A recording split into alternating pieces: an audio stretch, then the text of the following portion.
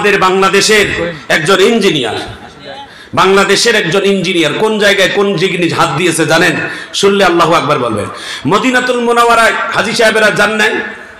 মাগরিবের নামাজের আগে একসঙ্গে ছাতাগুলো বন্ধ হয়ে যায়।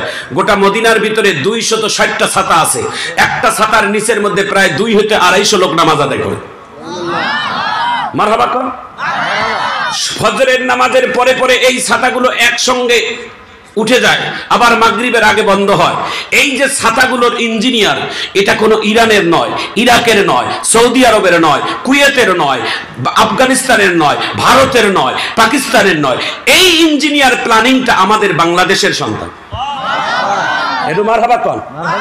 এবং এই ইঞ্জিনিয়ারের সঙ্গে সাক্ষাৎ আমরা করেছি। এই সাক্ষাতে শুনে আমি শুনেছি এই ইঞ্জিনিয়ার বাংলাদেশে সবার আগে কোনো মাদ্রাসা স্কুলে দেয় নাই, সবার আগে কোনো ভার্সিটিতে দেয় নাই।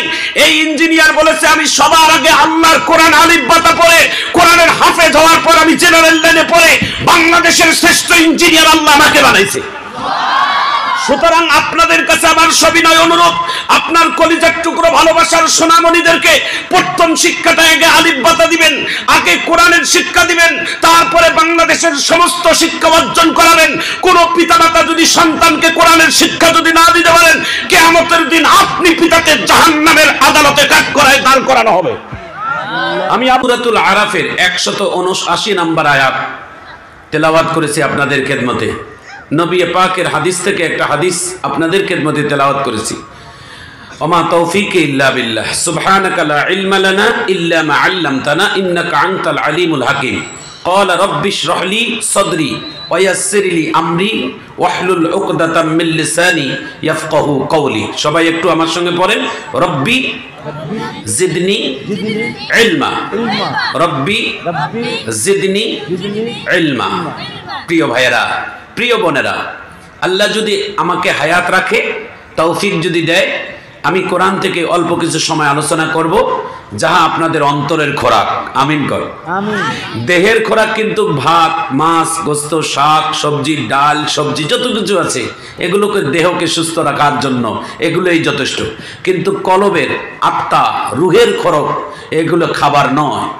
রুহের খোরাক হচ্ছেন সব থেকে 2টি শ্রেষ্ঠ খাবার। একটা রুহের খাবার হচ্ছেন পবিত্র কোরআন। সুবহানাল্লাহ বলেন। লাহুম কুলুবুল লা ইয়াফকাহুনা বিহা। এই কলবের সবথেকে বিশুদ্ধ খাওয়া হচ্ছেন কোরআনের তেলাওয়াত। কোরআন দিয়ে কলবের খোরাক মেটে। আমিন কর। ভাত দিয়ে কলবকে সুস্থ রাখা যাবে না, ক্ষুধা মিটানো যাবে না।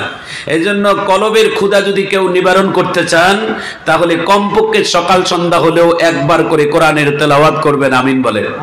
2 বার করা উত্তম। আমার রাসূল 2 সময় কোরআনের তেলাওয়াত সব সময় বেশি সময় করতেন। তাফসীরবিদেরা বলেন, হাদিসে পাওয়া যায় 2 সময় আমার নবী সবথেকে বেশি কোরআনের তেলাওয়াত করতেন। নাম্বার 1 বাদাল ইশা, এশার নামাজের আদায় করার পর আল্লাহর রাসূল কাবা শরীফের মধ্যে কোরআনের তেলাওয়াত করতেন। আর কাফেরেরা ওত পেতে পেতে সারাদিন কোরআনের বিরোধিতা করত, যে মুহাম্মাদের কাছে কেউ যাইও না, ওনার কাছে কেউ কোরআন শুনবে না। যখন অন্ধকার হয়, আমার নবী যখন এশার নামাজের পরে কোরআনের তেলাওয়াত করে, কাফেরেরা শরীরের মধ্যে চাদর ঢাকা দিয়ে আমার নবীর কণ্ঠে কোরআনের তেলাওয়াত শ্রবণ করে। এই বিরল থানার ভাইয়েরা, সবাই বলেন, এই কোরআন কি আল্লাহর না মানুষের বানানো? আমি একটা আয়াত তেলাওয়াত করব, দেখি কত জোরে আল্লাহু আকবার বলেন ওয়াকফ করার পর। সূরা হিজরের 9 নম্বর আয়াত। ইনশাআল্লাহ বলেন। গলাটা ছেড়ে দিয়ে আল্লাহু আকবার বলবেন। হ্যাঁ, বিসমিল্লাহির রহমানির রহিম।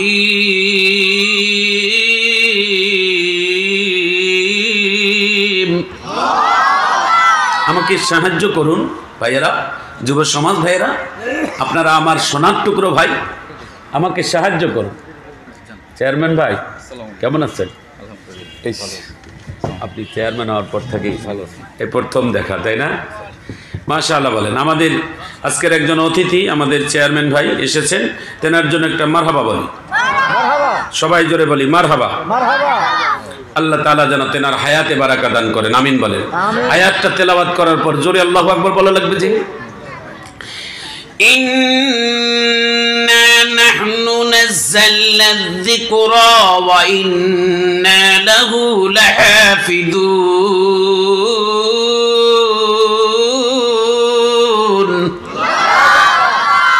এবানি সকলে নয় শুধু মুমিনের, যারাই চলবে মেনে ফল পাবে কোরআনের।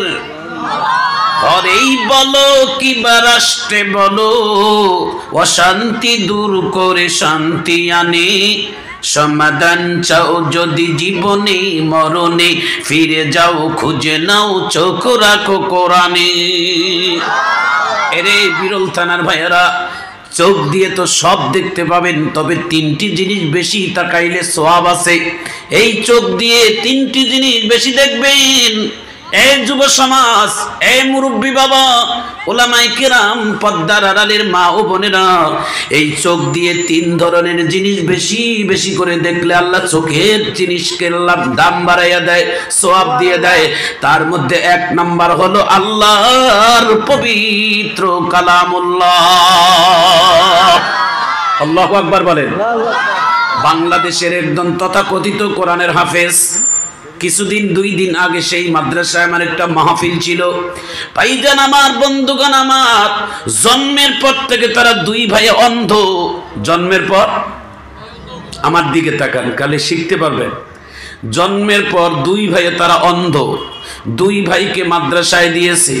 মনে রাখবেন, যারা জন্মত্ব থেকে অন্ধ তারা চোখ দিয়ে কিন্তু দেখতে পায় না, কিন্তু যারা চোখ দিয়ে দেখে দেখে কোরআন শরীফ দেখে দেখে মুখস্থ করে, ওদেরকে যতটা সময় লাগে, যত কষ্ট লাগে, যারা অন্ধ মানুষ তাদের এত কষ্ট করা লাগে না। আল্লাহ তাআলা ডাক দিয়ে বলে, বান্দা রে, তোরা একবার শুনলে সেটাকে মুখস্থ করতে পারবি। আমরা কাবা শরীফে যখন যাই, কাবা শরীফের আপনার জাদুঘরের মধ্যে কোরআন শরীফ আছে অনেক আইটেমের। পৃথিবীর সর্বপ্রথম যে কোরআন শরীফটা লিখেছেন হাত দিয়ে, কলম দিয়ে, তিনি হলেন হযরতে ওসমান রাদিয়াল্লাহু তাআলা। ওসমান রাদিয়াল্লাহু তাআলার কোরআন তো আমি নিজে দেখছি, পড়ছি, আমিন বলেন। তো ওই জাদুঘরের মধ্যে একটা কোরআন শরীফ পাওয়া যায়, সংরক্ষিত করেছেন। সেটা হলো কোরআন শরীফ খুলতে গেলাম, কোরআন শরীফের অক্ষর নাই। আমি বললাম, এই কোরআন পড়বো কেমনে? কয়, এই কোরআন তো আপনার না, যাদের চোখ আছে তাদের না, যারা অন্ধ মানুষ তাদের জন্য কোরআন। চেয়ারম্যান ভাই বুঝছেন, যারা অন্ধ মানুষ তাদের কোরআন, অক্ষর নাই, অক্ষর ছাড়া। তো অন্ধদের কারা কোরআন শরীফ পড়ে? তো যাই দেখলাম অন্ধরা কোরআন শরীফ পড়তেছে, দেখে না, হাত দিয়ে ইশারা করলে ওরা বোঝা যায় এটা আলিফ, ওটা বা, ওইভাবে তেলাওয়াত করে। আল্লাহ তাআলা এক এক মানুষকে এক এক ধরনের নিয়ামত দিয়েছেন, আমিন কর। একজনের হাত নাই, পা দিয়ে লেখে, পা দিয়ে খায়, পা দিয়ে গোসল করে, পা দিয়ে গাড়ি চালায়। মারহাবা কর। এই যে আমাদের ভারত উপমহাদেশে একটা অনেক অল্প বয়সের মহিলা, ইদানিং ইউটিউবে এবং নেটে সবসময় দেখা যায়, পা নাই, হাত নাই, 2টা পা দিয়ে গোটা পৃথিবীর যত কাজ আছে সব কাজ আল্লাহ পাক করায়। আর আমাদের আল্লাহ তাআলা সব দিয়েছেন, তারপরও আমরা হিমশিম খাই। আল্লাহ